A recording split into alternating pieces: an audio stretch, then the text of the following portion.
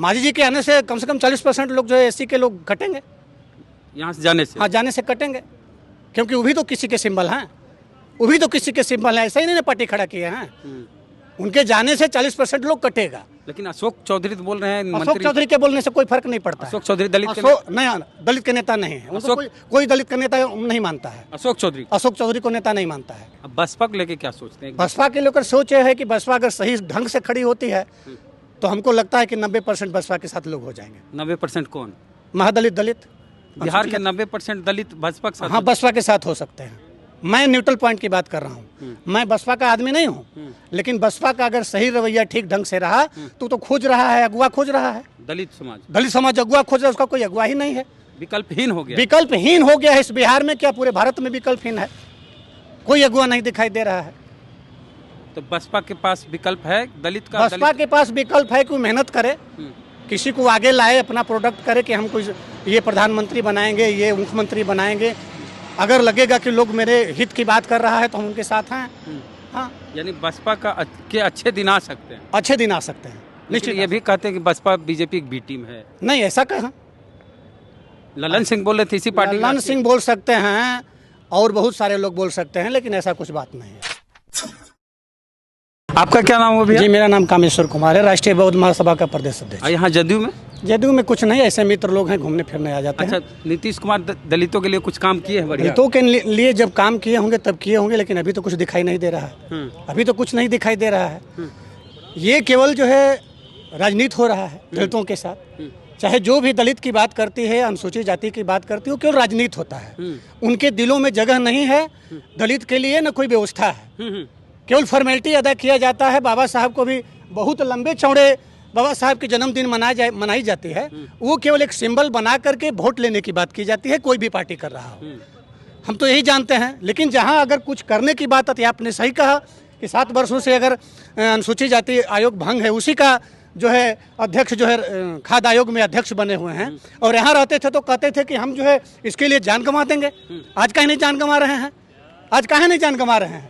आज भी तो जान गंवाना चाहिए। कहते थे कि हम माले से आए हैं और हम कुछ कर सकते हैं, आज काहे नहीं कर रहे हैं? तो आज जब इसलिए कि उनको भी सीट चाहिए, और सीट जिसको भी मिल जाती है उसका मुंह बंद हो जाता है, और सारे लोग जो है 131 सांसद हैं लोकसभा में। बता दीजिए, नहीं जान रहे बहुत लोग। जी, विद्यानंद विकल की बात कर रहे हैं ना, विद्यानंद विकल की बात कर रहे हैं। अनुसूचित जाति आयोग में अध्यक्ष थे, वहाँ सारा लोग प्रताड़ित हुआ उनसे अनुसूचित जाति का कर्मचारी प्रताड़ित हुआ, कई लोगों की नौकरी चल गई उनके अनुमोदन से। हाँ, छात्रवृत्ति जो बंद की है नीतीश कुमार, छात्रवृत्ति भी बंद किए हैं, तो आज कहाँ मिल रहा है? नहीं मिल रहा है। 15 फरवरी को इसी साल 14 या 15 फरवरी, डेट याद नहीं है, पटना हाईकोर्ट में चिट्ठी लिख के देती है बिहार सरकार कि हमारे पास पैसा नहीं है SC ST के लिए छात्रवृत्ति के लिए, और SC ST छात्रवृत्ति का पैसा पुल पुलिया सड़क क्या क्या बनवा दिए। जी, सारा बन रहा है। यहाँ का पैसा लगाकर कल्याण विभाग का दूसरे जगह में खर्च किया जाता है, यहाँ कोई खर्चे नहीं होता है। कल्याण विभाग के लिए जो व्यवस्था बनाई गई, अनुसूचित जाति के लिए जो व्यवस्था बनाया गया, उसके ऊपर ना खर्च करके उसको उठा करके दूसरे जगह खर्च कर दिया जाता है। तो दलित समाज से आते हैं, क्या रुझान दलित का नीतीश के प्रति? नहीं, देखिए, रुझान तो खैर वोट के ही रुझान है। ऐसा नहीं है कि उनके लिए दिल में जगह है कि नहीं हम इनके लिए कुछ कर सकते हैं, ऐसा कुछ बात नहीं है, कहीं नहीं दिखता। आप दलित समाज से आते हैं, ताड़ी पे प्रतिबंध लगा के उस समाज के लोग को प्रताड़ित किया जा रहा है, जेल में जबरदस्त बिना कोई मुकदमा जेल ऐसे भेज दिया जा रहा है। कोई एग्जैक्ट कोई रीजन नहीं होता है, मुकदमा दायर होता है, जेल भेज दिया जाता है। हाँ, कोई एग्जैक्ट जो है उसका रीजन नहीं होता है, ऐसे ही भेज दिया जाता है। नहीं भी मिले, ताड़ी नहीं भी मिले, शराब नहीं भी मिले, लेकिन जो चाहिए 100% बंद नहीं है, नहीं बंद है, ऐसे ही चलते रहता है।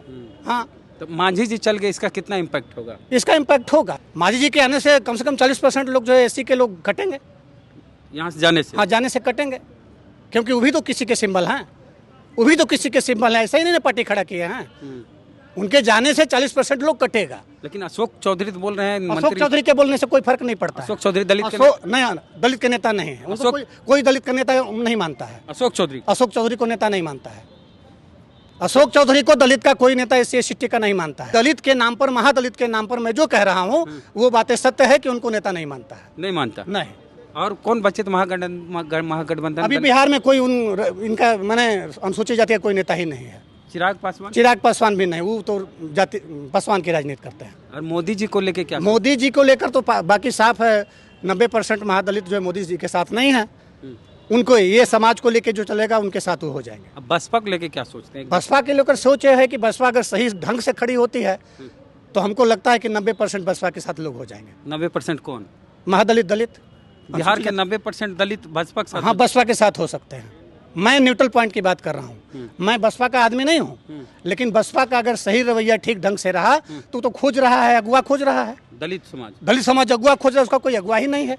विकल्पहीन हो गया। विकल्पहीन हो गया है इस बिहार में, क्या पूरे भारत में विकल्पहीन है? कोई अगुआ नहीं दिखाई दे रहा है। तो बसपा के पास विकल्प है दलित का? बसपा के पास विकल्प है कि मेहनत करे, किसी को आगे लाए, अपना प्रोडक्ट करे कि हम कुछ ये प्रधानमंत्री बनाएंगे, ये मुख्यमंत्री बनाएंगे। अगर लगेगा कि लोग मेरे हित की बात कर रहा है तो हम उनके साथ हैं। हाँ, यानी बसपा के अच्छे दिन आ सकते हैं। अच्छे दिन आ सकते हैं, निश्चित। ये भी कहते हैं कि बसपा बीजेपी की बी टीम है। नहीं, ऐसा कहा ललन सिंह बोल रहे थे इसी पार्टी। ललन सिंह बोल सकते हैं और बहुत सारे लोग बोल सकते हैं, लेकिन ऐसा कुछ बात नहीं है। हाँ ना, तो हम जदयू कार्यालय आए हुए थे, भाई साहब मिल गए और इनके कई मित्र हैं इस पार्टी में। इस पार्टी के ऑफिस में खड़ा होके इन्होंने जो कुछ बातें कही नीतीश कुमार के बारे में, मायावती जी के बारे में, मोदी जी के बारे में, मांझी जी के बारे में, उससे आप कितने सहमत हैं? प्रतिक्रिया दीजिए कमेंट बॉक्स में। फेसबुक वीडियो देख रहे हैं, पेज को लाइक फॉलो नहीं किया तो कर लीजिए। यूट्यूब पे वीडियो देख रहे हैं, सब्सक्राइबर नहीं, घंटी बजा कीजिए। जय भीम, जय भारत।